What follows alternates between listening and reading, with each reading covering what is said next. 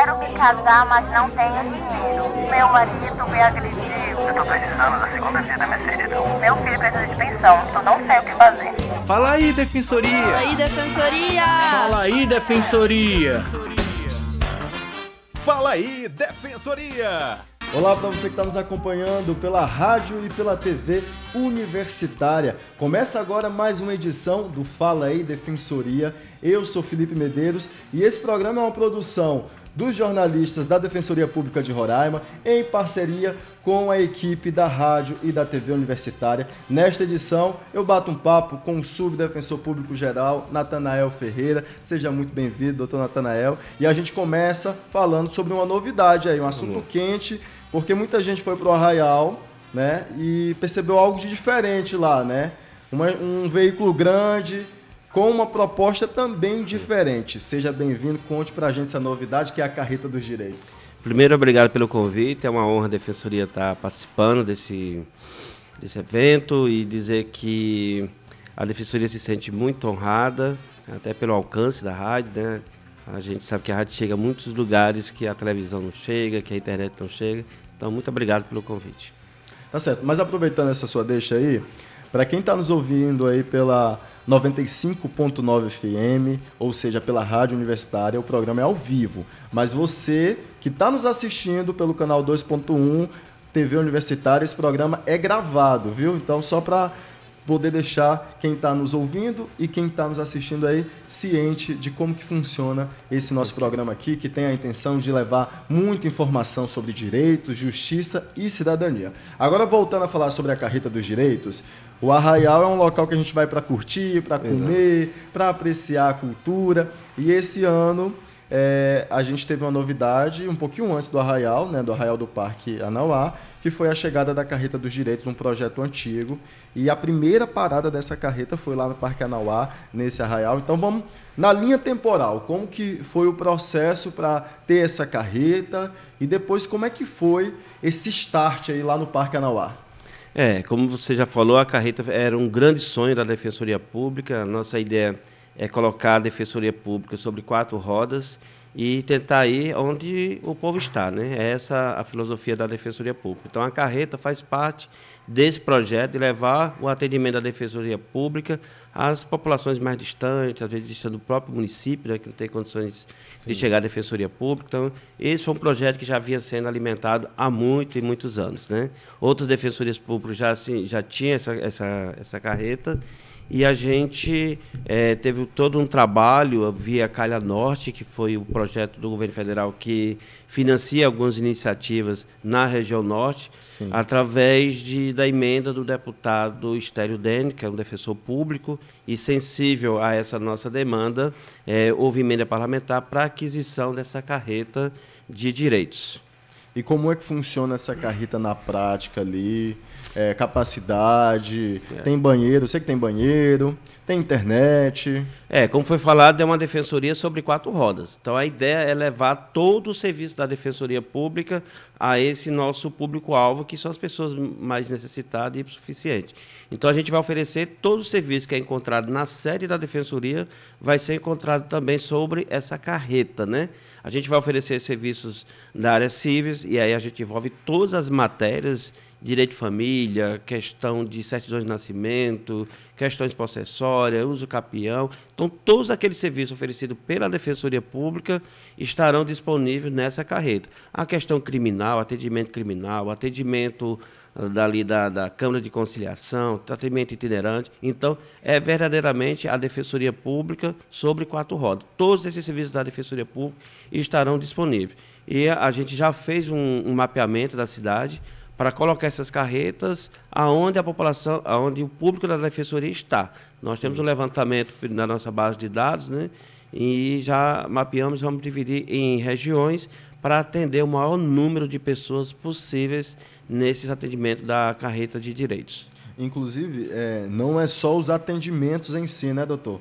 Porque é muito importante também a educação em direitos, Sim. como que aconteceu agora no Arraial, né? Exatamente. Teve muita gente que foi lá tirar dúvidas sobre pensão alimentícia. Então, diga para a gente também que as pessoas não precisam se acanhar, mas eu não sei como resolver essa situação. A gente está lá para ajudar. Exatamente isso. A Defensoria Pública vai contar, inclusive, com diversos parceiros para oferecer exatamente isso que você trouxe, a questão de educação em direitos, né? O verdadeiro exercício da cidadania, primeiro, está em conhecer quais são os nossos direitos e também quais são os nossos deveres, né? Se fala muito em direitos, mas também nossas responsabilidades. Então, a Defensoria vai contar também com parceiros para, em dias pré-agendado e pré-determinado, a gente ter, por exemplo, dúvidas sobre questões previdenciárias. Então, a gente pode ter o INSS nesse dia junto lá na carreta de direito, falando sobre questões previdenciárias. Vamos falar também sobre questões sobre direito à saúde, sobre TFD, sobre tratamento fora do domicílio, sobre quais os remédios de alto custo. Então, junto com esse serviço, a gente vai ter um dia temático para tratar sobre determinado assunto, sobre determinado tema e aprofundar. E, para isso, vamos trazer também os parceiros da Defensoria Pública para esclarecer essas questões. Como eu acabei de falar, nós vamos tratar questões previdenciárias, nada melhor do que o INSS falar sobre questões previdenciárias. Falar sobre registro público, o cartório, né? O tabelião falar sobre registro público. Então, vai ter também essa pegada, né? Além de todos esses serviços oferecidos pela Defensoria, também teremos essa questão da educação em direitos. É um impacto muito positivo, né, doutor Natanael, quando a gente para pensar que tem gente que quer resolver uma situação e não tem dinheiro para pagar a condução. Infelizmente, assim, a gente que vive o dia a dia no atendimento dessa população, não é raro, às vezes, em que o defensor tira o recurso do próprio bolso para que a pessoa retorne para casa. As pessoas que chegam de bicicleta, né, todo esse percurso para chegar. Então, a ideia da carreta é exatamente facilitar, é inverter esse acesso. Ao invés do cidadão usuário ir atrás do serviço da Defensoria, a Defensoria poder estar presente exatamente nesses locais. Então, vai ser uma carreta itinerante. A gente vai estar, tempos em tempos, divulgando com muita antecedência, onde a Defensoria, onde a carreta estará, e também quais os temas que vai tratar com esses parceiros estratégicos, né? E como é que foi a recepção no Arraial? Foi bacana? O Arraial foi o grande espaço, né, de apresentação da carreta. Largada. Né? Muita gente procurou mesmo assim, com aquela questão da curiosidade, porque, de fato, a carreta é muito bonita. Né? Você entra assim, você... as condições físicas do ambiente, a divisão, o espaço, né, os equipamentos, então você vê que é um lugar que você vai receber, principalmente com muita dignidade. Né? Eu nesse período também estive presente lá. Lá fora fazia um calor infernal e quando você entrava na carreta, aquele, né, um ambiente fresco, um ambiente adequado para esse atendimento. Então, a preocupação era também trazer, junto com esse serviço, a questão da dignidade, receber e receber bem essas pessoas. Então, assim, mesmo aqueles que porventura não tenham nenhuma questão pendente para resolver, por curiosidade também, entrem lá, vocês vão ver que é um espaço muito bem elaborado, muito bem pensado e feito com muito carinho pela Defensoria Pública. Pois é, bacana. Agora, sim, essa semana completa-se 22 anos, salvo engano, me corrija se eu estiver errado, que os primeiros defensores públicos que fizeram a prova, que passaram, que foram empossados, estão aí atuando na Defensoria Pública aqui do Estado de Roraima, fazendo esse trabalho muito importante aí, principalmente para as pessoas que mais precisam, que estão em vulnerabilidade. Como é que o senhor avalia? O senhor, inclusive, faz parte dessa primeira turma, né, de 22 anos, né, completando 22 anos de trabalho na DPE. Como é que o senhor avalia? Agora, a gente olhando pelo retrovisor, a gente percebe que a trajetória assim, foi de muito sucesso da Defensoria Pública. Né? O modelo de 88, que é a chamada nossa Constituição Cidadã, né, já trazia esse modelo de uma assistência jurídica autônoma, independente, né, que pudesse atuar ali sem qualquer tipo de interferência dos outros entes. Né? Então, esse modelo já estava exposto na Constituição de 88, mas, de fato, ele foi criando uma maturidade para chegar a nível que se encontra hoje ao longo de um tempo, né? O Estado de Roraima teve a lei criada há 24 anos, mas o concurso vem ser realizado 2 anos depois. Só que, nesse período, a gente ainda não tinha autonomia financeira e nem orçamentária. Embora os agentes, os membros defensores públicos, pudessem atuar com plena autonomia, né, havia essa dificuldade da própria instituição não ter autonomia. Os membros tinham autonomia de atuação, mas a instituição, enquanto entidade, não era autônoma e vivia em inteira dependência do Estado. Então, se houvesse necessidade de comprar um papel higiênico, quem tinha que comprar era o Estado. Se houvesse necessidade de comprar um computador, quem tinha que comprar era o Estado. E, ao mesmo tempo, a gente podia litigar contra o próprio Estado. Então, gerava, em determinado momento, conflitos de interesses aí. Sim. Então, a Constituição de 88 recebe uma emenda constitucional em que, nesse momento, confere à Defensoria Pública tal autonomia. Inclusive, tendo uma parte do orçamento destacado, né, na LOA, destinado à Defensoria Pública, com um repasse de 2/10.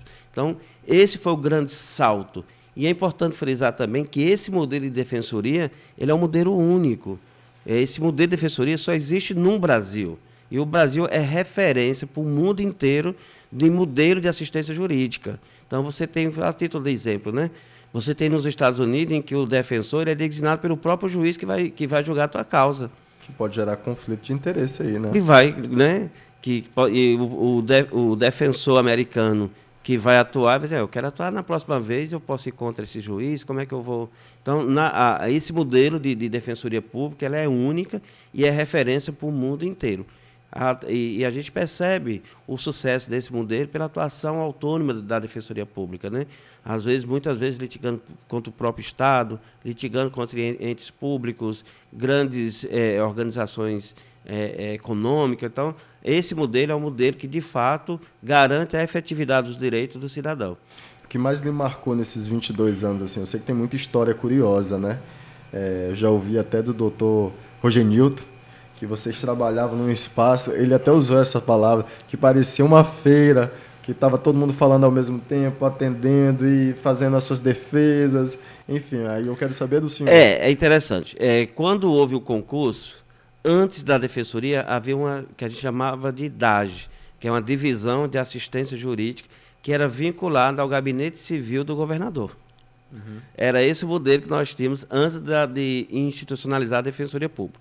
E havia 93 advogados prestando essa assistência. Era um advogado que era designado para isso, mas também que ele tinha seu escritório.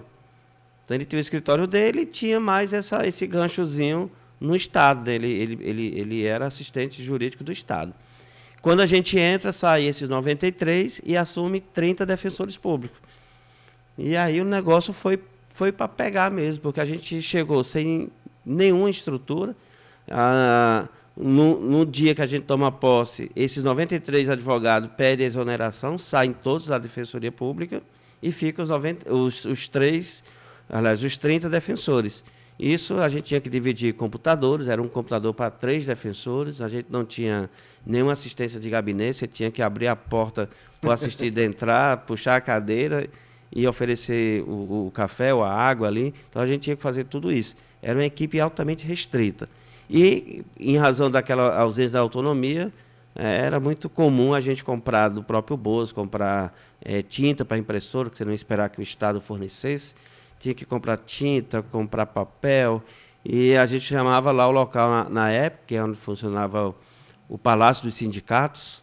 A gente falava que era um aquário, porque eram várias salinhas de vidro, né, uma parte de MDF, outra parte em vidro, onde ficavam os defensores ali dentro. Eu dizia que aquilo ali era um aquário.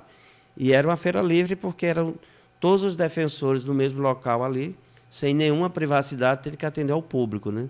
Então, era uma situação, você imagina, 30 defensores, cada um recepcionando ali 15 a 20 pessoas por dia. O negócio era para pegar mesmo. Então, evoluímos muito, porque hoje, além dos prédios próprios da Defensoria, ainda tem os núcleos, né? Mas isso aí é assunto para daqui a pouquinho, porque a gente vai tomar uma água, um cafezinho também, e a gente volta já já com o Fala aí, Defensoria. Fala aí, Defensoria!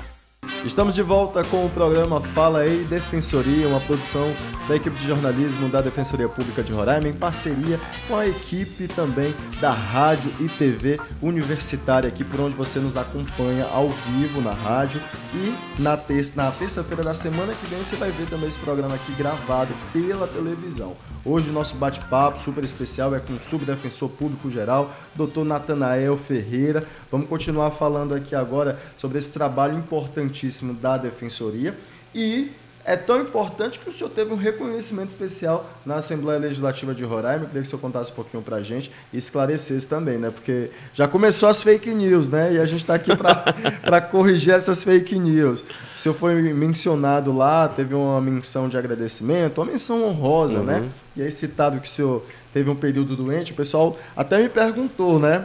Doutor Natanael tá doente do quê? Então explica pra gente, doutor, essa história aí. É um caos. Né? Eu acho que a minha doença é querer trabalhar muito, né? Mas, assim, foi uma menção carinhosa do deputado Jorge Efton, né, que acompanhou um pouco do meu trabalho na questão do concurso público realizado ainda no governo Flamarion, que institucionalizou o serviço público geral, que antes era ocupado por servidores não concursados, né? E nesse período houve uma demanda muito grande pelo trabalho da Defensoria Pública, porque houve muitas reprovações. O edital era ambíguo em alguns critérios de eliminação, o que demandou assim, uma atuação do judicial, né? Então a gente fez um trabalho herculando nesse momento. Acho que foram mais de 20 mil atendimentos, mais de 4 mil ações judiciais protocoladas.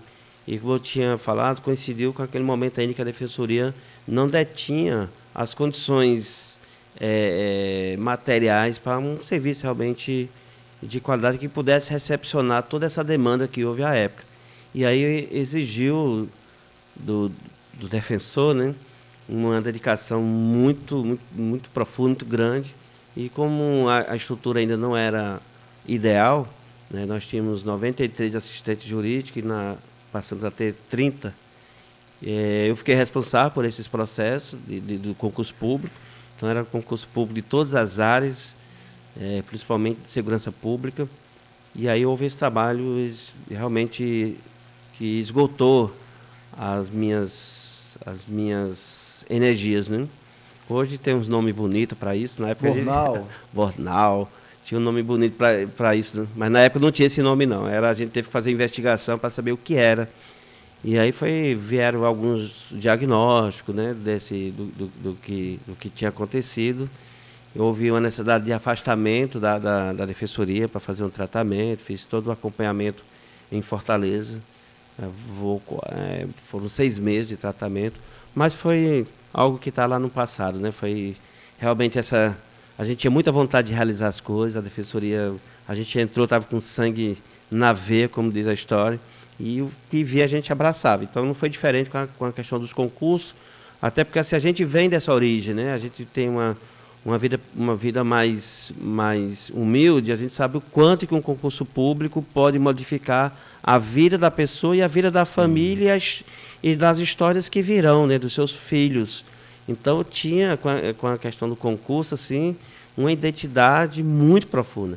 E foi isso que fez com que eu tivesse esse vínculo com esse grupo, né, de concurseiros. Então, tinha, nesse concurso, delegados, tinha agentes policiais, peritos. Então, todos eles, a Defensoria teve atendimento de todas essas classes. Porque, embora fosse delegado, mas ele era concurseiro delegado, ele não era delegado, ele queria ser delegado, queria ser agente civil, queria ser investigador, queria ser perito, e não tinha um recurso, era muito caro esse serviço. Então, e é muito importante você falar esses dois assuntos, essas doenças do trabalho, como burnout, estresse, ansiedade, que a gente tem que ficar atento para isso, né? Tem que trabalhar, mas tem que, se não se cuidar, não cuidar da máquina, né, que é você, não tem para onde, né? Você vai adoecer.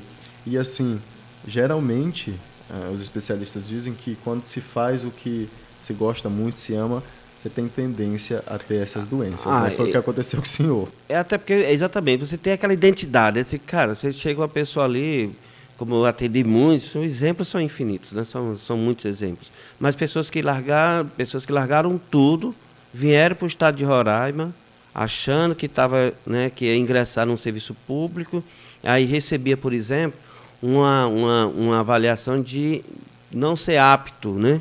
Inápto, que era uma avaliação psicológica.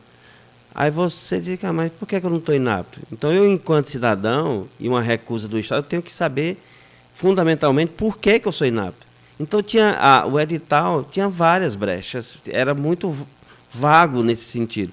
Então, assim, exigiu que, de fato, a gente abraçasse ali, porque era uma causa muito justa, legítima, não tinha como reagir de forma diferente.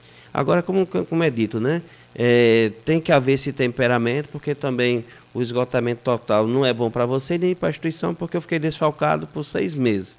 Então, não é bom, né? Tem que sempre procurar esse meio termo. A instituição também ter a sensibilidade e oferecer as ferramentas e as condições necessárias para que você possa desenvolver seu trabalho sem ficar doente, né? Mas, infelizmente, na época, a Defensoria não tinha essas condições. Hoje, nós desfrutamos de uma condição de excelência no estado de Roraima, a Defensoria Pública de Roraima. Nós temos hoje o presidente do Colégio Nacional dos Defensores Públicos Gerais, é um defensor de Roraima, é o nosso DPG, doutor Oleno Matos, que inclusive está realizando um excelente trabalho. Então, se coloca tudo isso, né? A gente tem que fazer esse temperamento, tem que analisar, para que as duas máquinas possam funcionar perfeitamente, né? Mas só para esclarecer aí, hoje a saúde está em dia. Inclusive, para os mais curiosos, fiz uma avaliação, um check-up geral, nem colesterol eu tenho, embora esteja acima do peso, mas tudo perfeito, tá, gente? Está tudo bem, tudo tranquilo. Só a vontade de trabalhar e querer realizar muito pela Defensoria Pública. A gente sabe que quando a gente faz pela Defensoria, a gente está fazendo pelos mais necessitados, né? Sim. E aí o senhor está dizendo sobre essa defesa para os concurseiros, e aí eu trago até um exemplo aqui que serve para as pessoas que estão nos ouvindo, para quem está nos assistindo também, que a Defensoria ainda faz esse trabalho, né? Sim. Recentemente eu me aventurei também por fazer concurso público, e aí fui aprovado na primeira parte e não avancei para a segunda parte, que eu acabei tendo ali editais, são difíceis de se analisar, você tem que ficar muito atento aos detalhes, né? Não enviei minha documentação, inclusive foi para a empresa que administra os hospitais universitários do Brasil, né? Não enviei a documentação e eu não sei como que os advogados, as empresas de advogados descobrem essas coisas. É a inteligência artificial hoje em dia. Você fala perto de um aparelho celular, daqui a pouco começa a chegar anúncio. Acabou a privacidade. Você, né? Acabou a privacidade, né? Então, não sei como chegava anúncio constantemente para mim, para recorrer. E aí, eu conversando com uma colega de trabalho na Defensoria, rapaz, tu vai entrar com um advogado para uma causa como essa, você pode fazer pela Defensoria. E isso é muito importante que as pessoas, a gente sabe que tem muita gente que é concurseiro e já tem uma certa condição que aí tem que pagar, tem um limite aí, né? Tem que pagar, tem que ir atrás do seu advogado, da sua defesa. Mas para muitas pessoas, que aí a gente diz que são aquelas que mais precisam, que não tem como pagar um advogado, tem a Defensoria Pública para fazer essa defesa, ainda mais nessa época que a gente está, que é uma época que está tendo muito concurso, né, doutor? Eu queria que o senhor explicasse isso, desse esse alerta para as pessoas que precisam dessa defesa, dessa ajuda aí, para melhorar de vida, que é uma melhoria de vida, como Sim. Você estava falando, né, para você, sua família, seus futuros, né, filhos e parentes. É verdade. A Defensoria Pública, e assim, a gente tem algumas pegadas e às vezes esquece de outras, né? A gente tem muito essa questão do direito de família ali, a questão de ação de alimentos, pensão, mas a Defensoria Pública ela tem uma autonomia de uma atuação muito mais ampla. A nossa lei traz, inclusive, a possibilidade da gente atuar contra o próprio ente o qual a gente está vinculado. Então, contra o próprio Estado de Roraima, diga assim. Que às vezes as pessoas confundem, mas é um defensor estadual, vai atuar contra o Estado. Na verdade, a gente vai atuar não é contra o Estado, a gente vai atuar a favor do cidadão. E aí não importa contra quem, né? A lei nos dá essa autonomia, não importa contra quem. É o que há só uma divisão de atribuições. Tem algumas coisas que é da Justiça Federal, e aí é um defensor público federal que atua, E o que não for o Defensor Público Federal, necessariamente é a Defensoria Pública. A Defensoria Pública hoje está presente em todas as comarcas do Estado, então não há uma ausência da Defensoria Pública, e a gente atua já de há muito tempo, já com uma certa expertise na questão de concurso público, né? Nós temos uma Defensora Pública especializada, que só atende essa área de concurso, 90% da sua atuação é em relação ao concurso público, né? Tem ali uma atuação na questão de execução fiscal, mas na sua grande maioria a questão de concurso. E nessa questão de concurso pode atuar em relação a qualquer ente, seja um concurso realizado pelo governo do Estado, pela administração direta ou indireta, ou realizado pelo município. Então a Defensoria atua nesses casos. E a gente sabe que a vida de concursando, e eu já fui um concurseiro de muito, muito tempo aí, a gente sabe que é difícil, né? Você está ali vendendo um almoço para comprar janta, atrás de apostilha, tentando realizar um cursinho. Então, assim, a gente sabe que você não tem dinheiro, né? Às vezes quem tem pode ter alguma coisinha, mas você não tem. Então a Defensoria, ela tem essa atuação, inclusive uma atuação especializada. É importante que se diga isso. É uma defensora que está há muito tempo fazendo só isso. Então ela tem a expertise nesse assunto, né? Então, um alerta aí aos concurseiros, né? Em caso de reprovação, é importante que se diga, em se tratando de concurso público, não existe uma segunda chance. A questão é encontrar erro material, que foi inobservado algum ponto, porque a gente fala que o edital ela se faz lei entre as partes. O que está no edital tem que ser obedecido. Então, muitas das vezes, a administração não observa determinados critérios que estão no edital, como, por exemplo, a questão da entrega de documentação. Ela tem que dizer em que local vai ser entregue, em que momento, em quais prazos, quais os tipos de arquivos, se é em PDF, se é nisso, se é arquivo físico. Então, todo esse regramento tem que estar no edital. Se não estiver no edital, como, por exemplo, toda e qualquer reprovação que o candidato sofra ao longo do processo seletivo, tem que ser, isso é fundamental, tem que ser fundamentado. Não é só dizer você está reprovado. Eu tenho que dizer, você está reprovado por isso, por isso, por isso, e isso fere o item do edital nesse ponto. Então, veja, né, porque ali a questão da acessibilidade à administração pública é um direito do cidadão de participar da administração pública. E esse direito de participar da administração pública existe de várias formas. Uma delas é o concurso público, né, que antes era a questão só do QI, né, quem indicava. Hoje é um processo seletivo que tem que ser respeitado. Né, e tem concursos, né, que muda de fato a vida da pessoa e da família, porque traz uma estabilidade no emprego. Né, você saber que pode fazer compromissos a longo prazo, né, que você está hoje trabalhando e amanhã você não vai ter uma surpresa de ser demitido. Então, isso é muito importante. Isso eu digo, assim, o curso da minha vida mudou totalmente em razão do acesso ao concurso público. Então, eu sei o valor que isso tem para as pessoas. Sim. Porque já estive na outra ponta, né? Então, a Defensoria Pública tem esse serviço, não se acanhe, né, vai lá, se informa. São coisas assim bem... lembrei agora, assim, na época dessa minha atuação, muitas reprovações, a gente pediu que indicasse o porquê que foi... Então, teve todo esse aprendizado, a Defensoria detém toda essa expertise hoje. Eu acho que, diretor, a nossa audiência aumentou falando de concurso público aí, pelo menos uns 30%. Vamos continuar, então, só mais uma perguntinha. Quem tiver com alguma dúvida, algum problema, como é que faz para poder ter essa assistência em concurso público? Lembrando também que é preciso ter bom senso, né? É preciso analisar, ler, reler. Infelizmente, editais são enfadonhos, né? É um texto rebuscado, difícil, por isso você tem que ficar muito atento, tem que tirar aquele momento ali de muita concentração para ler e ver os mínimos detalhes. Eu acho que eu saí dos concursos, mas os concursos não saíram de mim. Eu adoro ler edital, gosto de ver o edital, analisar o edital, faço isso com lupa. A colega também que está lá atuando, com certeza faz isso também. Mas é nos detalhes, né? A questão de uma avaliação são nos detalhes. A título vou dar o exemplo que aconteceu em casa, né? Nós tivemos uma defensora pública que foi reprovada no nosso concurso porque ela não apresentou a documentação, né? Que é um fato bem Que acontece muito. A gente pensa que é excepcional, mas não é. E aí ela alegou o seguinte, que o edital dizia que tinha que ser publicado no Diário Oficial e em jornal de grande circulação. A organização do concurso só publicou no Diário Oficial. E a questão, quem lê Diário Oficial, né? Pouca gente lê o Diário Oficial.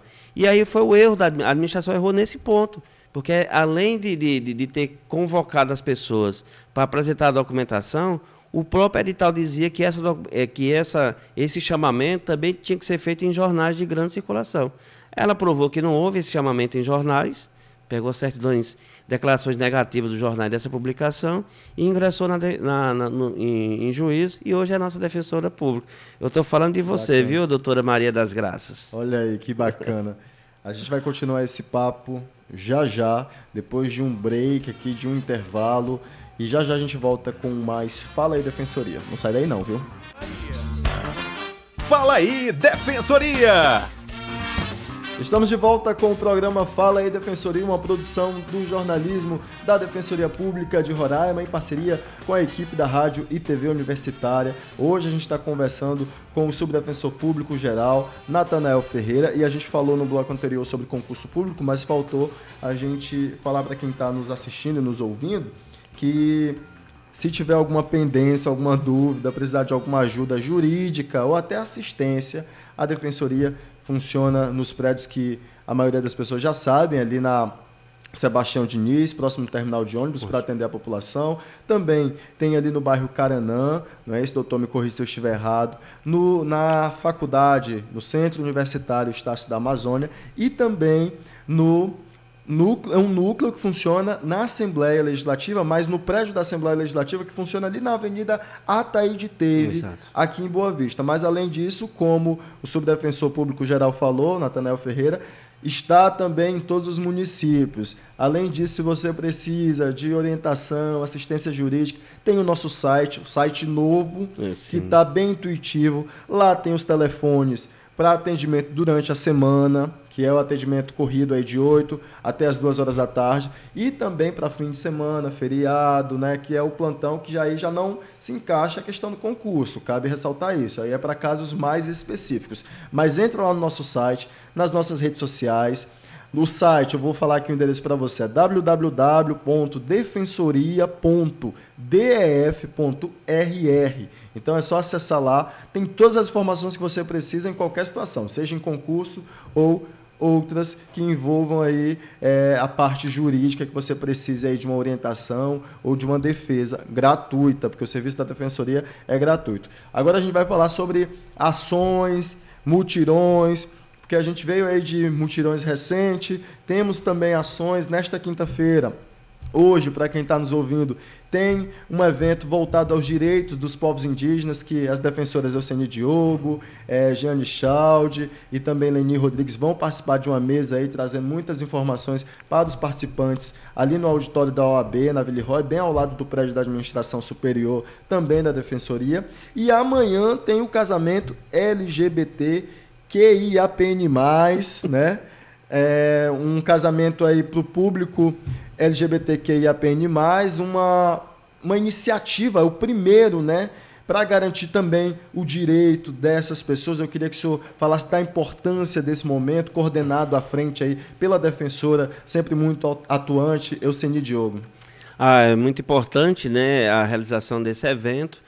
Nós tivemos casamentos coletivos já acontecendo, né? Tivemos casamentos coletivos também nos municípios e também casamento coletivo só com estrangeiro, né? Com os venezuelanos principalmente, regularizando a situação deles. Que eu acho que foi o maior do Brasil. Eu nunca ouvi falar que aqui no Brasil teve um casamento coletivo de migrantes tão grande quanto houve aqui. Com certeza foi o maior do Brasil. A gente está procurando entrar no livro dos recordes, né? Para registrar esse acontecimento.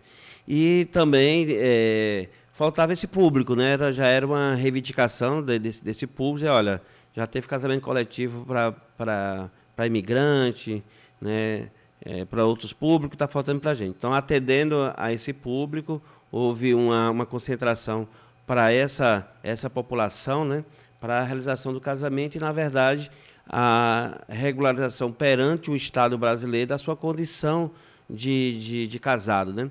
E, assim, não é só um modismo, não é só uma moda, não é só... É importante a regulamentação dessas relações, porque tem todos a questão de geração de efeitos jurídicos, né? Você vive uma relação estável no sentido de formar uma família, uma união permanente, de conhecimento público. Então, é importante a regulamentação disso, porque na falta do parceiro, se o parceiro vier a faltar, no sentido de morrer mesmo, numa linguagem mais simples, né? Se o seu parceiro morre, em que condição você fica? Então, é importante dizer que hoje, no ordenamento jurídico brasileiro, essas uniões elas são reconhecidas como uniões familiar. O Estado brasileiro vê essas pessoas como família. E, na qualidade de família, há uma proteção especial do Estado a essa família, esse núcleo familiar. Então, é importantíssimo, quem vive, de fato, essa relação, procurar regulamentar isso. Eu tive um caso em família, por exemplo, em que a pessoa vivia em união estável, sem nenhum registro, sem lugar nenhum, e o companheiro veio a falecer. Para essa pessoa conseguir uma pensão do INSS, sofreu muito.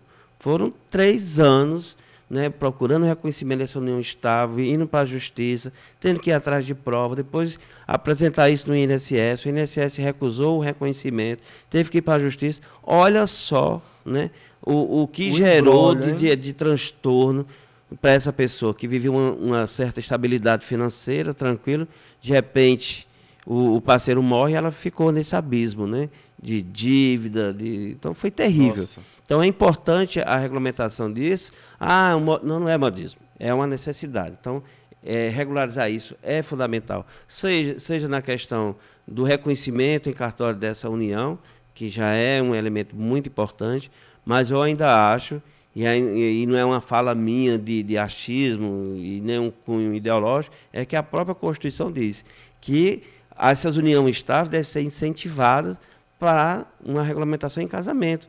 Ou seja, ela põe, embora juridicamente não haja nenhuma diferença sobre o que é um casamento e o que é a união estável, mas, de certa forma, na redação desse artigo, há uma certa preferência pelo casamento, né? Uhum. E esse casamento traz uma segurança, que a partir do momento que eu tenho essa certidão de casado, ela tem uma presunção e uma validade que supere muito uma declaração.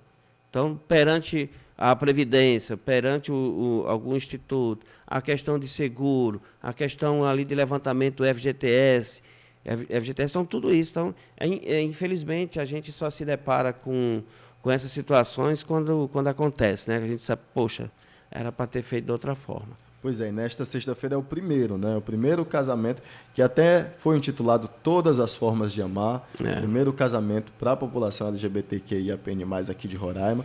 Mas não vai ficar por aí, terão próximos. E eu quero dizer também para quem está ouvindo a gente que é um processo feito com muito cuidado, com muita atenção, com muito carinho, com muito respeito também, para as pessoas não temerem, né? Se quer ter ali o seu relacionamento conforme as leis, o que é importante diante de tudo isso que o senhor trouxe como análise, fique tranquilo que com a Defensoria, além de você não ter um custo que indo em cartórios você teria, né? Uhum. Inclusive há uma parceria, né, da Vara Itinerante, também nessa edição do cartório Loureiro, cabe a gente destacar aqui.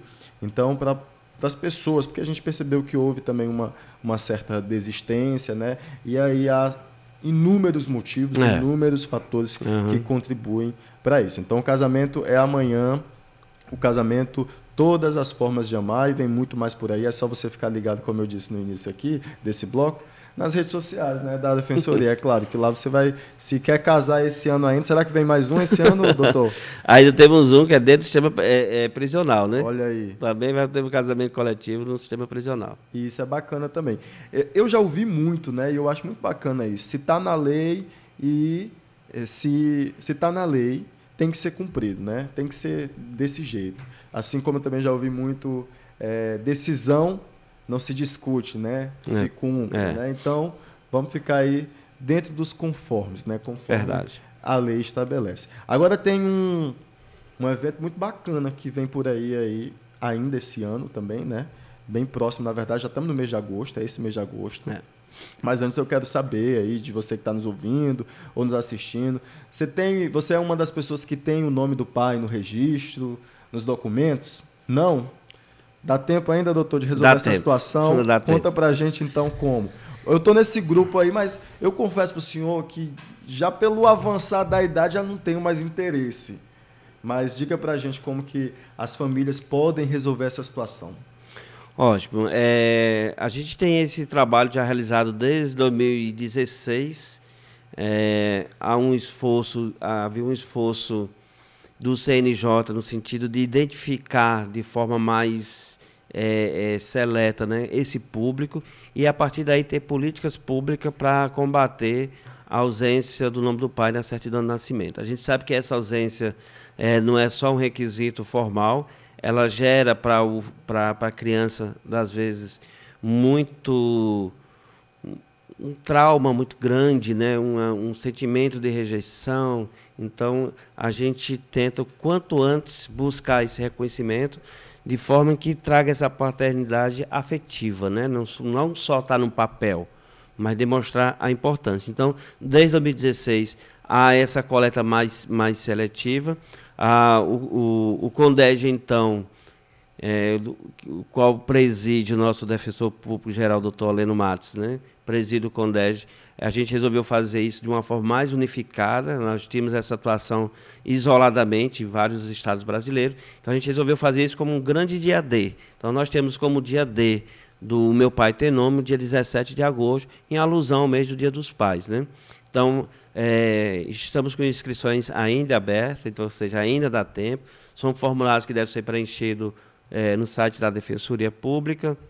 Você preenche um formulário, é muito simples, preenche o formulário, e a partir daí há também todo um trabalho de bastidores da Defensoria, né? A gente, às vezes, vê a coisa acontecendo, mas não sabe o trabalho de bastidores. Então, há um contato com o pai, um trabalho de sensibilização desse pai, para que assuma essa paternidade, e não havendo a espontaneidade no reconhecimento da paternidade, aí sim é impetrada ações judiciais para que esse reconhecimento seja um reconhecimento compulsório, no sentido de que, se ele não reconhecer, o juiz reconhece e vai ter o mesmo efeito para qualquer efeito jurídico, né? A gente está falando da campanha que recebe o nome aí, Meu Pai Tem Nome, né? E enquanto você estava explicando para a gente, eu até fui atrás aqui de um dado muito interessante. Quer dizer, é lamentável, na verdade, que ao invés de diminuir essa situação, foi aumentar, né? O número de mães que têm a obrigação de cuidar sozinha dos filhos aumentou 17% na última década. E assim, a gente está falando em percentual, né? Agora, se a gente trazer aí para números reais, é milhares, né? Vai para milhares, né? Então, qual a importância, né? Desse nome, né? Desse documento correto, com o nome do pai, o nome da mãe, tanto para o filho quanto para a família. Eu costumo dizer assim, quando você traz o nome do pai para a sua certidão de nascimento, você, na verdade, está trazendo uma rede de proteção. Porque, às vezes, você tem um pai que não desenvolve a efetividade de forma mais presente, mas você pode ter ali o avô, a avó, um tio. Então, você aumenta o leque de proteção daquela criança. Em vez de ficar só sob a guarda e custódia da mãe, você aumenta esse leque. Então, às vezes, o pai pode faltar, mas o avô e a avó vão faltar? Geralmente não, né? A avó tem aquela sensibilidade, um tio, você aumenta ali a questão dos primos. Então, há esse leque de proteção bem maior. E também, esse reconhecimento, você também traz à tona a responsabilidade que tem que ser compartilhada, né? Porque se você tem ali só a custódia da mãe, que muitas vezes é pai e mãe, tem que desenvolver um trabalho, tem que dar assistência. Quando você traz o nome do pai, você compartilha essa responsabilidade, porque naturalmente, quando você tem um filho, nasce com ele também o dever de cuidado desse filho, o dever de guarda, o dever de zelar por ele, né? Então, gera essa rede de proteção. Então tá certo, a campanha Meu Pai Tem Nome, o dia D da campanha Meu Pai Tem Nome é agora, 17 de agosto. Você que está nos ouvindo ou que está nos assistindo, é só acessar o nosso site, lá tem mais informações, tem o edital, o formulário, como participar. Então, ó, vou repetir para você o endereço: www.defensoria.def.rr. Mas se você digitar no buscador, no bom e velho Google, né? É melhor. Digita lá Defensoria Roraima, que Pronto. vai te direcionar para esse site. Lá tem os outros canais de atendimento, telefone, WhatsApp. Lembrando que é um mutirão, essa campanha, o Dia D Meu Pai Tem Nome, mas é um trabalho que a Defensoria faz todos os anos. A gente encerra por aqui mais uma edição do Fala aí Defensoria, mas antes eu quero deixar um recado para você que está nos assistindo, que esse programa é uma gravação do ao vivo de terça-feira na Rádio Universitária. Então você ouviu a gente falar aqui amanhã, hoje, então já não vale mais para você que está nos assistindo, tá? Só para você que está nos ouvindo pela Rádio Universitária. Doutor, eu peço para o senhor se despedir e a gente encerra mais uma participação aqui com o senhor. Muito obrigado mais uma vez. A Defensoria Pública que agradece o convite. Dizer que assim, a coisa quando está ficando bom acaba, né? A gente já vai ficando à vontade para falar mais. Mas aí a Defensoria Pública está disponível 24 horas. Não, qualquer dúvida, qualquer eventual situação, procure a Defensoria Pública. A gente está de portas abertas para recebê-los. É uma honra estar aqui e já aguardamos um próximo convite. Tá certo, muito obrigado pelas informações. E para você também que está nos ouvindo ou nos assistindo também, muito obrigado pela sua companhia. Até uma próxima.